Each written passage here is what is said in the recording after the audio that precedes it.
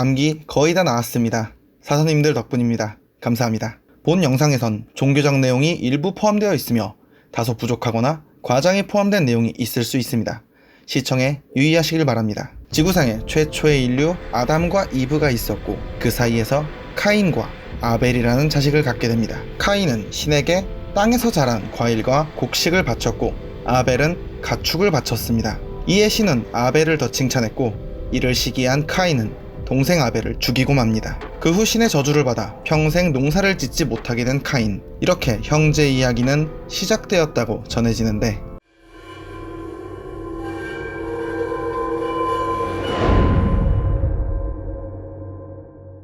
오늘도 기괴한 도서관에 찾아와 주신 사서님들 감사합니다. 이번에 이야기해드릴 내용은 한 남자이면서 하나의 SCP-개체인 SCP-0762 일명 아벨에 의해 시작됐고 아벨에 의해 끝난 이야기입니다. 기괴한 도서관 SCP 시리즈 제11탄 지금 시작합니다. 가시죠.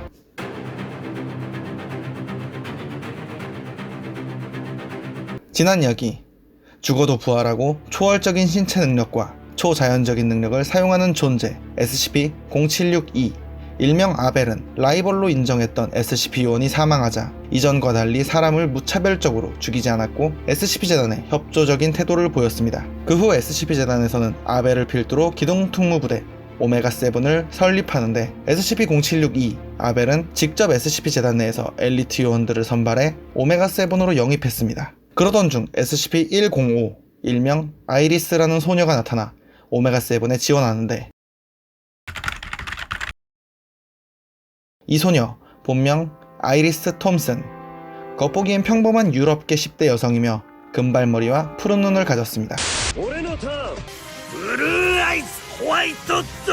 특별한 신체적 능력은 없지만 어느 사건을 계기로 그 능력이 SCP-재단에 알려지게 되었습니다. 일련번호 SCP-105 격리등급 안전, 별명이자 본명 아이리스. 어느 날 아이리스의 남자친구가 살해당한 직후 용의자로 몰렸는데 전화통화로 남자친구의 사망 사실을 알았다고 주장한 아이리스의 말과 달리 통화 기록은 없었기에 변호사는 아이리스를 믿지 않았고 이에 아이리스는 사실대로 말하겠다며 남자친구가 죽기 전 같이 찍은 사진을 통해서 남자친구가 죽는 장면을 목격했다고 말했습니다. 하지만 이 말 역시 믿을 수 없던 변호사는 유죄를 인정하는 쪽으로 제안했고 법정에서도 아이리스는 기존과 같이 증언했고 또 믿어주지 않자 결국 능력을 직접 보이려고 했습니다. 그렇게 아이리스는 SCP-재단에 격리되었으며 SCP-105라는 일련 번호가 부여되게 됩니다. 이후 SCP-재단에서 실시한 조치는 다소 잔인하게 들릴 수 있는데 SCP-재단에서는 아이리스의 부모에게 아이리스를 정신병원에 입원시켰고 얼마 후 탈출하려다 사망했다고 알렸습니다. 물론 아이리스에게 이 사실은 알리지 않았습니다. 아이리스의 구체적인 능력은 SCP-105B라고 지정된 1982년도에 만들어진 폴라로이드 사진기로 사진을 찍고 아이리스가 이 사진을 들고 있으면 사진 속 화면은 정지 화면이 아닌 실시간 영상으로 바뀝니다. 게다가 아이리스는 이 실시간 사진 속에 찍힌 공간 안에 있는 물체를 조작할 수 있으며 사진 속 장소에 있는 사람들의 목격에 의하면 허공에서 아이리스의 손이 나타나 물체를 조작하는 걸 봤다고 했습니다. 하지만 이 사진의 화면이 실시간 영상으로 재생되는 건 아이리스의 눈에만 보이며 다른 사람의 눈에는 그냥 사진으로만 보입니다. 게다가 아이리스는 다른 카메라를 이용해서도 해당 장소를 촬영 후 물체를 조작할 수 있는데 SCP-105B로 찍은 사진에 비해서 그 정교함이 떨어진다고 합니다. 어쨌든 이런 능력을 지닌 아이리스는 앞서 말했던 기동특무부대 오메가7에 지원하였습니다. 오메가7에 지원한 아이리스를 아벨은 거부했고 호전적이고 전투 능력을 높게 평가하는 아벨이었기에 사진이나 만지작거리는 아이리스를 영입하고 싶지 않아 했습니다. 이후 아벨과 아이리스는 염력 승부를 했고 아벨은 패배하여 그녀를 오메가7에 편입시켜주게 됩니다. 이 염력 승부라는 건 각각 1마일 이상 떨어진 여러 기계 장치를 고유의 초자연적인 능력을 사용해서 제한 시간 내에 누가 더 많이 작동시키는가 하는 건데 결과는 당연히 사진을 찍은 후 자유로이 조작할 수 있는 아이리스의 압도적인 승리였습니다. 그렇게 오메가7에 들어온 아이리스는 팀 아이리스로 분리되어 공격과 포획 작전을 수행하는 팀 아벨과 달리 정보 수집과 정찰이 주요 임무였습니다. 팀 아이리스는 20개 이상의 미션을 완료하는 동안 단 한 건의 사고도 없었지만 첫 번째 사건이 발생하게 됩니다. 여느 때와 같이 정찰 임무를 수행 중이던 아이리스에게 능력을 이용해 목표를 암살하라는 미션이 내려졌으나 아이리스는 격렬히 명령을 거부했습니다. 게다가 암살 명령이 내려질 때마다 정신적으로 고통받았으며 자신이 능력을 잃어버렸다고 거짓말까지 한 적이 있습니다. 이에 아이리스를 불쌍히 여긴 재단의 박사들 중 D 박사는 아이리스에게 기억 소거제를 투여한 뒤 사회로 돌려보내자고 제안했으나 제안은 거부되었습니다. 이후에도 D 박사는 아이리스를 탈출시키려 했으나 그건 역시 실패로 돌아갔었습니다.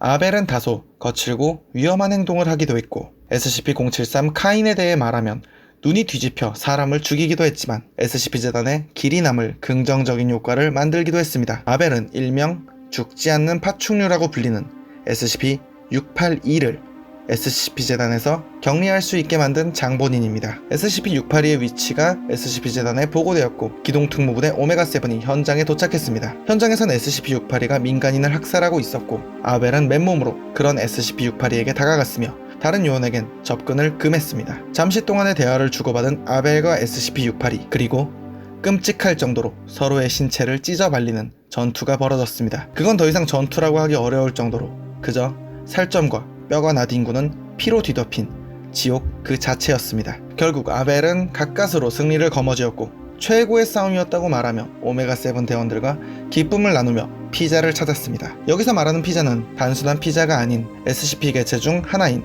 일련번호 SCP-458 별명 끝이 없는 피자 박스 등급 안전 별명처럼 박스를 만지면 그 안에서 무한대로 그 사람이 좋아하는 종류의 피자가 끝없이 생성되는 겁니다. 부럽네요. 어쨌든 이렇게 SCP-682를 확보, 격리하는 데 큰 기여를 한 아벨. 하지만 이 기쁨은 그리 오래가지 않았습니다. 그건 어느 날 갑자기 발생했습니다. 평소처럼 임무를 위해 아이리스를 포함한 오메가7 팀원들이 이동 중이었습니다.